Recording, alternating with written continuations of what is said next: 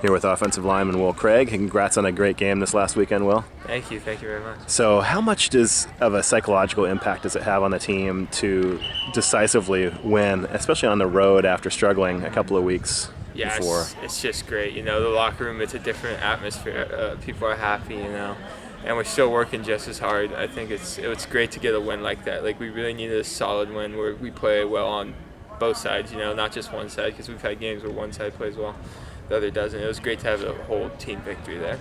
And can you talk a little bit about the impact that playing clean football, not turning the ball over and not getting penalties has on an offensive rhythm? Yeah, I mean, we only had one penalty on offense, and that's just, when you play clean like that, it just makes those drives so much easier, because when you shoot yourself in the foot, you know, you get in those 3rd and long situations, and it's always tough.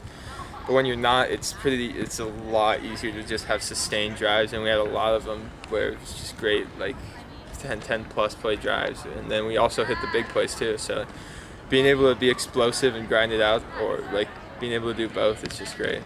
So you've seen time on the field against Idaho State and now Oregon State. Have you played both guard and tackle, or one or the other? So I've just played tackle. When I first got here, I thought I was going to play guard because I'm like 6'4.5", 6'5".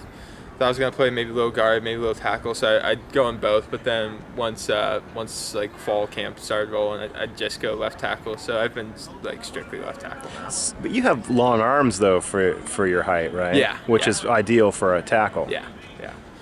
I mean, I don't really see like my height as a disadvantage, and I have long arms. It's never really been an issue.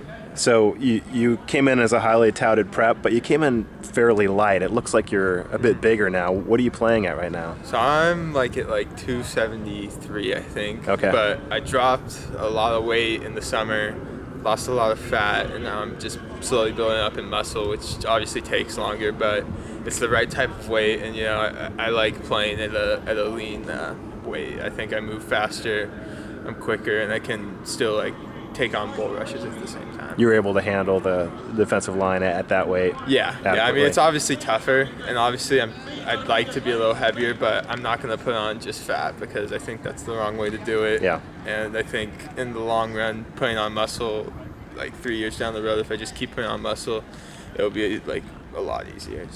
So what's the outlook going forward? I assume that the coaches are going through a mental process with all you freshmen with the new 4-game rule about whether to play or not. With Mike Safell going down with the injury, it kind of seems a little bit more likely that you might be out there a little bit more this year. Yeah, I mean, you hate to see Mike go down, and you know, we love that guy, but I'm just, you know, if they have me play, I play. I'm willing to do whatever to help the team. That's what I'm here for. And if someone else plays, you know, I'm going to give them the best look on scouts or whatever, service, defense, offense. So I'm just here to play if they need me to play. One thing that's been really interesting to watch in the last season and a half under Coach Greatwood, it seems like a lot of the offensive line parts are interchangeable, and you're not used to seeing that around here. Usually guys are just specializing in one position and you don't see them move. Can you talk a little bit about Coach Greatwood's philosophy with playing you guys at different spots in practice and getting you ready to play anywhere that is needed? Yeah, I think that's like really ideal, you know, especially because like when injuries do happen, you know, you hate to see injuries do happen, but you can kind of like plug people in. Like, there's always the next guy up mentality, and you know, with everyone knowing like positions, it makes it a lot easier for us to just plug guys in rather than like, oh, you're specifically this and only this. So it just makes it a lot easier when injuries do happen, which is basically inevitable. Like, you hate to see it, but I think it's good to know multiple positions, and it only makes your job easier. Like, you have to know what the guard's doing when you're playing left tackle. You gotta be working as a unit. You gotta know what everyone's doing. So I think it's the best to know multiple positions. How does it help your transition playing with so many veteran guys that have so many starts under their belt? Yeah, it's just been awesome. I mean, I just try and be a sponge and absorb everything I can from that. You know, learning from Pat, like trying to just be like an apprentice to him and like take his techniques and everything, and then like playing next to Val, he just knows so much, and Addy just knows the playbook by heart, basically. You know, any guy. I mean, I room with Jake, and I talked to Jake about some stuff, and it's just, you really can ask anyone like about things, and there's just so many little techniques they've helped me out and get better on. And like when I first came here, my technique was pretty terrible, but they've just kept working at it with me, and they've been so helpful. So I'm really appreciative. So that's interesting because your technique seemed really solid at the high school level, but coming here is a whole different thing. Yeah, I mean, there's just so many little minute things that you have to do, like at the college level. Like I think I came in with I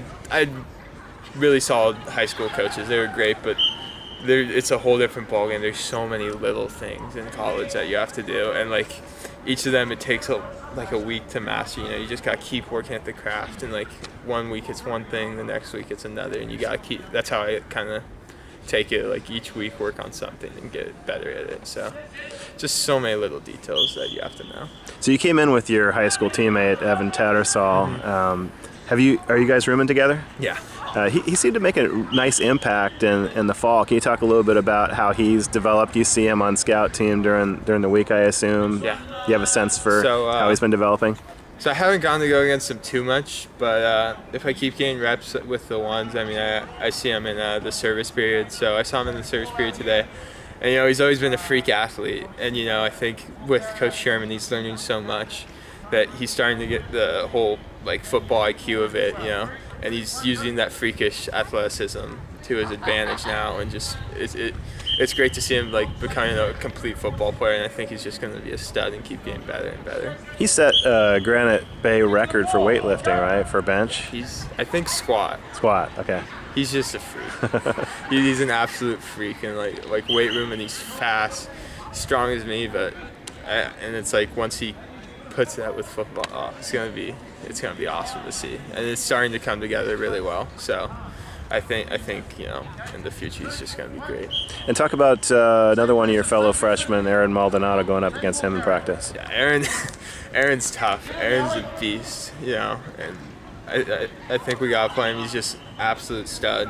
Just pass rush, run blocking, run defense. Yeah. But he's tough. He came in ready to go day one. He's an absolute stud. Well, we appreciate you taking the time to talk. Congrats on the great win, and good luck for this upcoming weekend's game against Washington. Thank you. Go Bears.